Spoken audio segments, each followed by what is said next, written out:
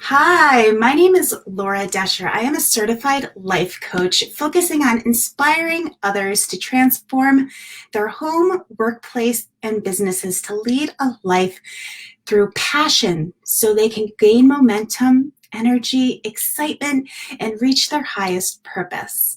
I started Passion Pursuer interviews because everyone has their own story and how they got to where they are today. I want to share those stories with you. You may be stuck in your current journey or just figuring it out. Well, my hope is that these stories spark passion to look deeper so you can feel inspired to look for exactly what you want and desire out of life. I'm talking to Ginger Berg. Ginger is a wife, mother, and high school math teacher. God called Ginger and her husband, Dustin, to grow their family by fostering and adopting. Over the past 7 years, the Barg family has fostered 6 kids and have adopted 2, becoming a family of 7. If you're catching us live, please say hello and comment below. If you're watching the replay, please comment #replay and tell us what resonated with you the most. Hello, Ginger. Hello. Thank you so much for being here today. Now, please correct me. How do you pronounce your last name? So it's just pronounced Berg. I always tell my Okay. students the A is just there for looks. It doesn't Yeah. actually do anything. So Nice. Well, thank you again for being with us. Welcome, welcome, welcome. Please, for any of the viewers or listeners who don't know your background, share with us a little bit about who you are and the story you bring today. yeah, so as you said, I'm a high school math teacher and I have done that since 2005. I've taught in both a large school district in Wichita, Kansas, if anyone's in the area, and then now I'm in a smaller school district. And I've also taught online at an online school in between there too. So I have kind of a variety of different experiences.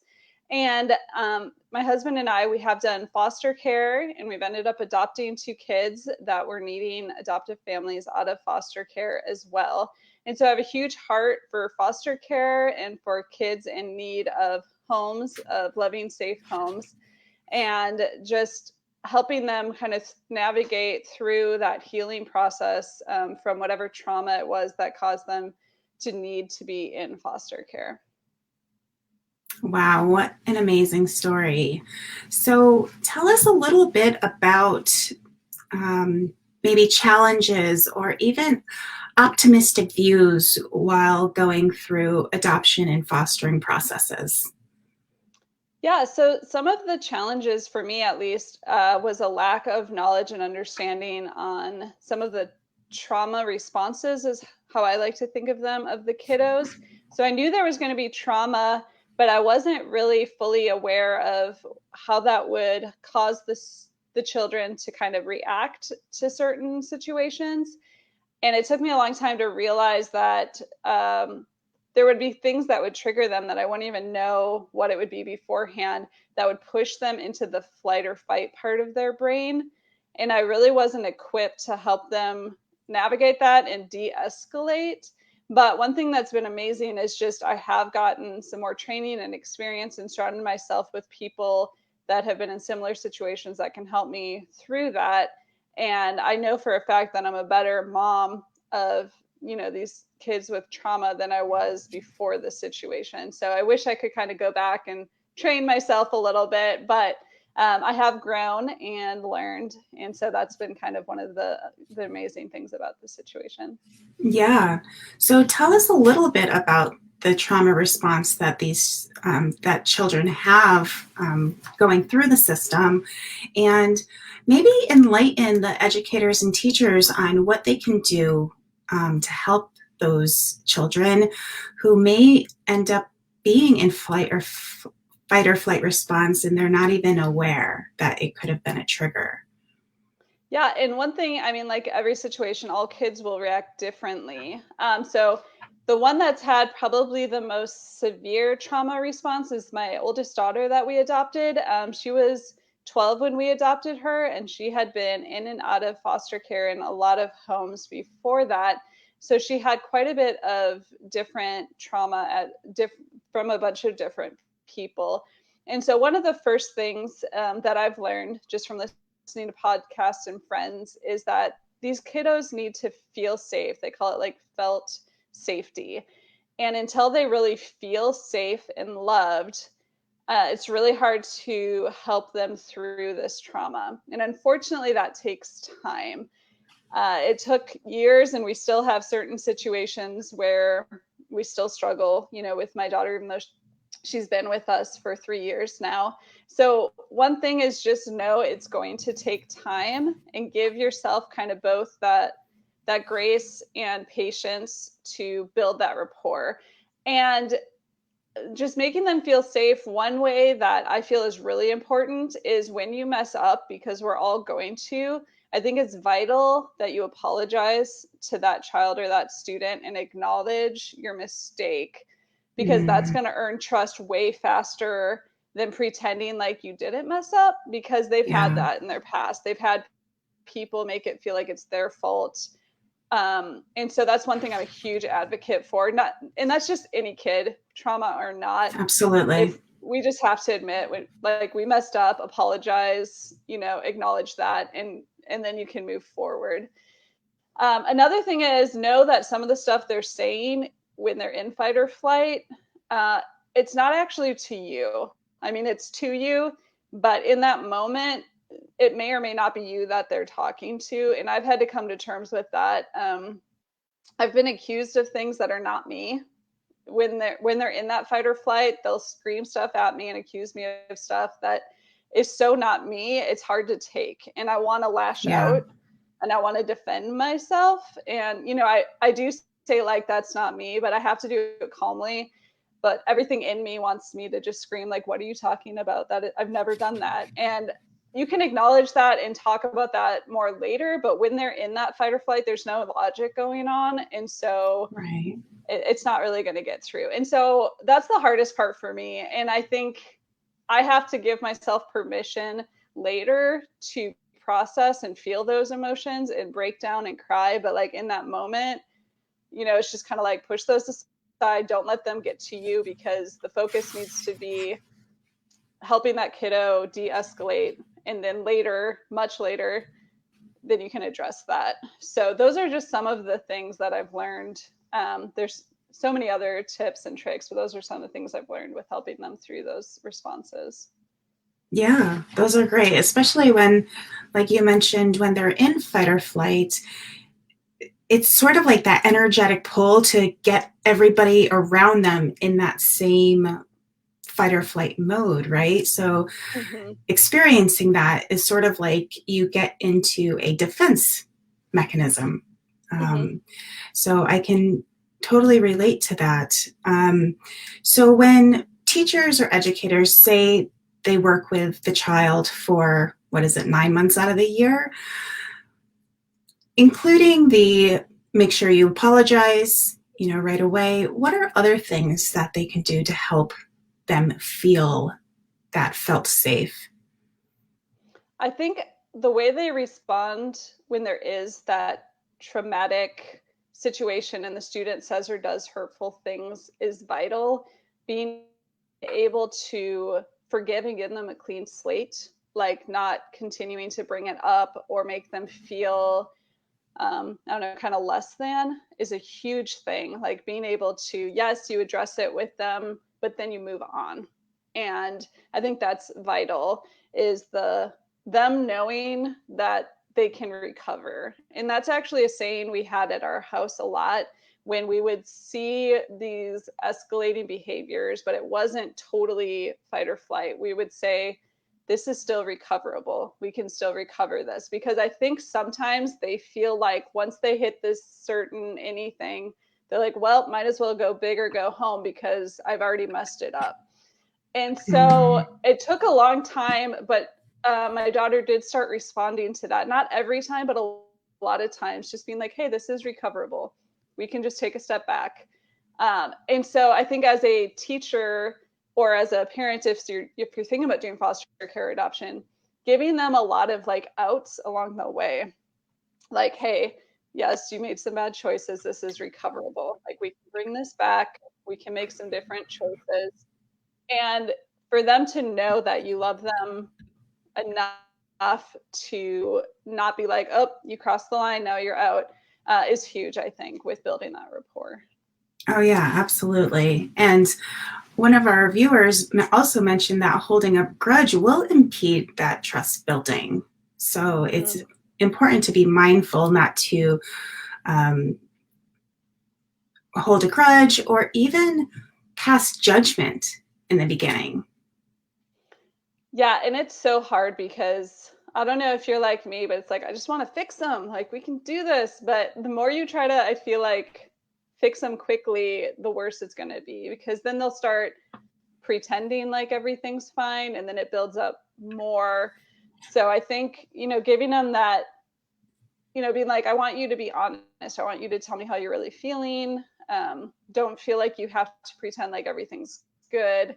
Doing it, in a respectful, private way, or however you need to, but like giving them that option to really express their feelings and emotions to you. Very impactful. So please give us a little bit about, give us some advice to maybe someone's trying to pursue foster care or adoption. What advice would you give them? So my number one biggest advice would be to build your village, is what I call it. I think surrounding yourself with people that are going to love and support you. But, we all have those people that love us so much that when things get hard, they want to give us an out. Like, yeah, you tried hard, it just wasn't working, or you did your best. Those people do love you, but they're not going to help you when things get hard, when you're dealing with some of this stuff. So you need to have people that will let you vent, they'll let you be honest, but they'll also be like, okay, but this is what you're committed to. How can I help you? Like, love you, like, what can I do to help you? But straight talk. But not give you the out, because when things gets hard, if somebody's giving you that out, you're going to take it. And so finding those people that will support you to stick with it when it's hard, I think, is vital for any, whether you're going to do foster or adoption out of foster care or anything like that. What are some things, some books, or maybe podcasts that you listen to that have inspired you through this process? So I should have brought it with, because I'm horrible with names, but there's one that's called like the Trauma-Informed Parenting or something along those lines that was really, really impactful. One of my friends who's also adopted some older kids recommended to me, and it really helps you think through your response and being proactive, especially when you know certain things are triggers, setting them up for success, and doing things like, if you know that your child is going to steal when you go to the grocery store, going to the grocery store when you're not actually going to go shopping, to kind of expose them to that, like expose them to some triggers in a safe setting where you have 100% of their, like, your attention, to help them kind of work through, like, why is this, triggering you? Or, I know you tend to steal because you get stressed at the store. So, like, what else can we do? And, like, not in a condescending way, but in a way that's like, we know this is a trigger for you. You're important to me. So I'm going to help you figure out what else can we do in this situation, and put you in the situation in a really safe way. And so that was really, really good. And I really enjoyed that book. Yeah, that's great. It's sort of like going through a mock trial to see, like, in that safe way, so they can experience it live eventually. Yeah. Or, if there's something in the classroom that always tends to trigger your student, whether it's changing between classes or going to the bathroom, like things like that, if you can find a way to, maybe when it's just one-on-one, maybe you have a para or some other support where you can kind of walk them through it more one-on-one to help I don't know, help them with that situation, I think that would be really amazing, instead of just continuing doing the Yeah. same thing that you know isn't working. Great advice. So, is there a myth in fostering or even in adoption that you hear about all the time and you kind of want to debunk it? Yeah, so there's like quite a few. One is I am not an angel and my husband and I are not saints. Like I don't know why that bothers me when people are just like, "Oh, you guys must be saints." It's like, "No, no. I messed Yeah. up. I'm just, so that one I don't know why that bothers me. I think I just don't like being put on this pedestal that I'm not. My calling's just different than other people's, and that doesn't Yeah. make it any different. The other one is sometimes people feel like the kiddos should be thankful for the Mm. situation. And I get what they're saying, I really do, but it's hard because there had to be loss involved in order for them to be in foster care or needing adoption. And while I mean, I love my kids and I hope that they feel blessed and I hope that they appreciate, just like all my kids, I hope they appreciate everything that they have. I have a hard time being like, oh yeah, they should be thankful that I adopted them. Like that just kind of grates against me a little bit, because in Yeah. an ideal world, we wouldn't need adoption. Right. So that's one. And then the other one that really hurts me is, oh, I couldn't do foster care because I would get attached. And that implies that I never got attached when I fostered. And that's a Mm. lie. And that's kind of hurtful. Like it's like, how can I be a mom to some of these kiddos, for instance, for a year and not get attached to them? Like, how could I do that? And Right. so that kind of just hurts my heart to be like, no, I did get attached. I did. I cried on and off for a month when these kiddos left. Like, that's part of the what you sign up for, though. Like, you acknowledge that your heart's going to be broken, but it's worth it to help these kids heal from what they need to heal from. And so I guess Yeah. those are probably the biggest ones that I'm like, so if you meet a foster parent, just don't say those three things. Especially the getting attached Absolutely. one, because you're probably going to inadvertently seriously hurt them because you're Yeah. implying they don't get attached. So Right. That's really great like feedback. Thank you so much. Those are areas that you don't necessarily think when you're talking to someone who is fostering. So thank you for that. Is Please tell our listeners where they can find you online. If there's anything that you'd like to promote, now would be the time. So, I actually have written a children's book about our family's journey through foster care and adoption to kind of open up this conversation in classrooms or in families. And so, I do have an email address that's tied to that I welcome anyone to email me at.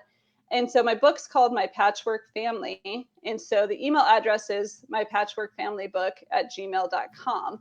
And I would love to hear from anyone who maybe is thinking about fostering or wants to kind of learn more about some of the trauma resources, because when I can sit down and actually look them up, I can give you the names. I'm just so bad with remembering names of authors and podcasts on the moment. But yeah, and so the book is actually told from my oldest biological son's perspective, just to give that perspective of the kiddos that are in families that foster and how much they love and they invest in these kids too, because I think that's something that's often neglected, their part in making them feel safe and welcome, because in a foster Yes. family, that's huge. If my kids don't make them feel safe and loved, there's not a lot I can do that's going to counteract that. And so Yeah. it's a whole family ministry. Like, it's our whole family doing this, and that's the only way it can be successful. Yeah. Thank you so much for all of your insight. Please comment in the post where they can find you if you don't mind to oh, it looks like someone added your email address. I'm sure that was Masha, so thank you. Thank you again. Is there anything else that you may, if you were in my shoes, want to ask? So one thing that people ask often that I love to talk about is how can I help when I don't feel like I myself am supposed to foster or adopt, but I want to help those who do. And I feel like a lot of times people don't know where to start. And so my recommendation is if you know someone who is fostering or adopting, ask them like what is something I can do for you maybe on a monthly or a weekly basis that would take some of the stress off of you. So one of the most loving things someone did for me was when we were fostering a sibling group of 3, the oldest one and me, it was just like the spelling words were a battle like every single week. And I don't know what it was about it, but it was just like every week it was a fight. I'm a math teacher, so my spelling strategies are not super great. So I was like, I don't know, just learn the words.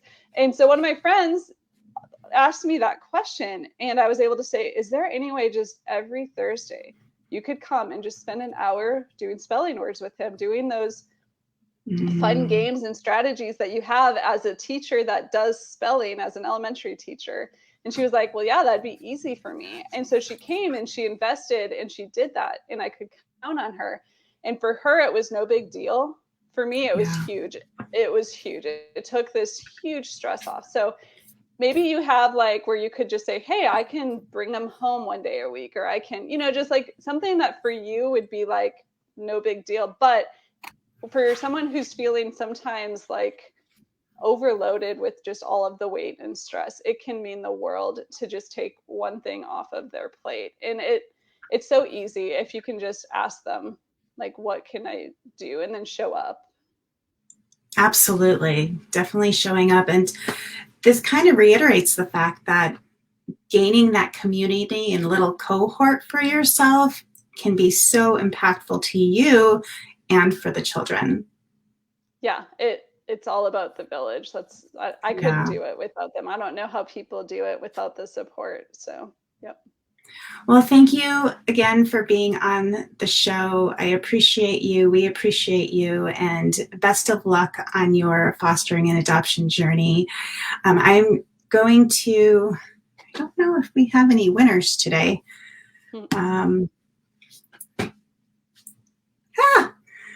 I am going to check for the winners. Just bear with me.